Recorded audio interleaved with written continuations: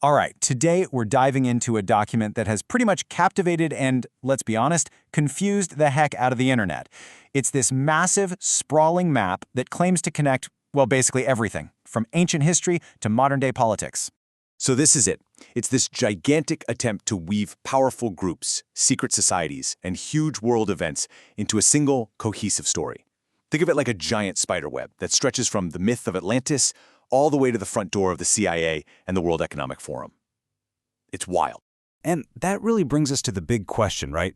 Is this thing a genuine key that unlocks hidden truths about how the world works?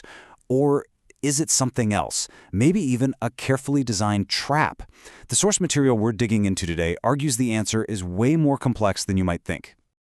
Okay, so the source we're looking at describes this map as a kind of mandala for people who love to find patterns. You know, like one of those intricate hypnotic designs. It's meant to draw you in, to make you feel like you are this close to decoding some grand hidden secret. So let's just break down what's actually on this thing. You've got this deep ancient core with stuff like Atlantis and the Nephilim. Then that flows into the secret societies we've all heard of, like the Vatican and the Freemasons. From there, you get the big family names, the government agencies, crazy advanced tech. But here's the kicker. The source points out that almost all these lines, they eventually spiral back to a few central hubs. We're talking places like the CIA and the Bank for International Settlements. That's where it all seems to lead. So how does someone even get started with a map this complicated? Well, for a lot of people, the way in is through the QAnon movement. The source material we're analyzing argues that this is just the first, most obvious layer of interpretation, and it has a name for it: the bait. Just so we're all on the same page, let's quickly define what we're talking about here. QAnon. You've probably heard of it, right? It's a movement that really blew up online around 2017. The core belief, the main story, is this alleged secret war going on behind the scenes between a deep state cabal and a political hero who's fighting to bring them down.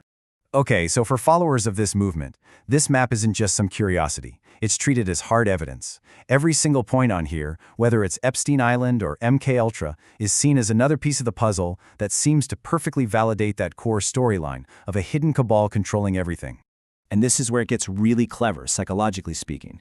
The source describes this as a powerful engagement loop. Think of it like a game. First, these cryptic messages, or drops, appear online. Then, followers grab this map and try to connect the dots. And when they find a connection, boom, you get that little dopamine hit, that feeling of being an insider who's in on a huge secret.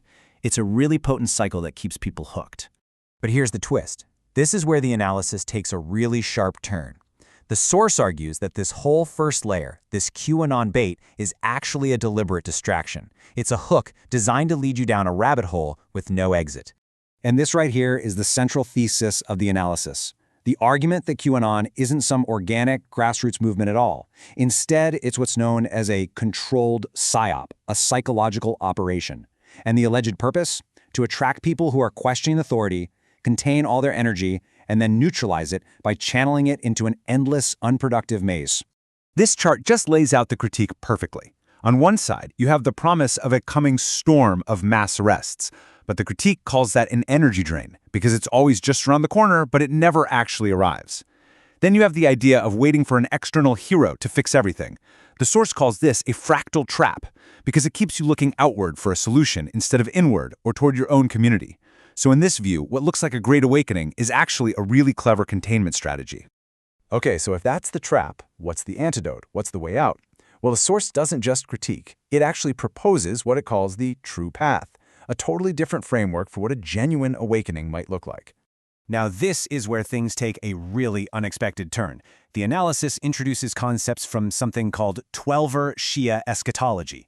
And just to be super clear, the point here isn't religious, it's about using these principles as a contrasting philosophical model, a completely different lens for understanding what's happening in the world and how to navigate it. So let's break this down real quick. This framework talks about a period of intense trials and chaos called Phaeton, which actually serves to strip away illusions and reveal hidden truths. But the biggest, most important difference is this idea of collective justice. Instead of just waiting for one person to ride in and save the day, this path says that real change is manifested through the collective action and the inner work of the community. The focus shifts completely from an outward obsession to radical inner autonomy. And that brings us to the final big takeaway from this whole analysis. It's really about a fundamental shift in perspective. It's about looking away from the map and turning towards the mirror. So we come back to the map one last time. According to the argument we've been exploring, the real danger here isn't about whether the Freemasons are connected to the CIA or if Atlantis was real. Those specific theories are less important than the overall mechanism at play. The real trap, the analysis concludes, is the act of getting lost decoding this external system. It's spending all your time and energy trying to solve this giant puzzle that might be designed to be unsolvable, while completely ignoring the power you have to change your own immediate reality. And that leads to the ultimate call to action presented in the source material. It's a simple idea, but it's incredibly profound. It's a shift in focus. Decode your reality, not theirs. So we're left with this final, really introspective question. After navigating all these layers of external conspiracies and potential psychological traps, the analysis turns completely inward. If the most profound, most challenging mystery isn't out there on some map, but it's actually inside you, what will you find?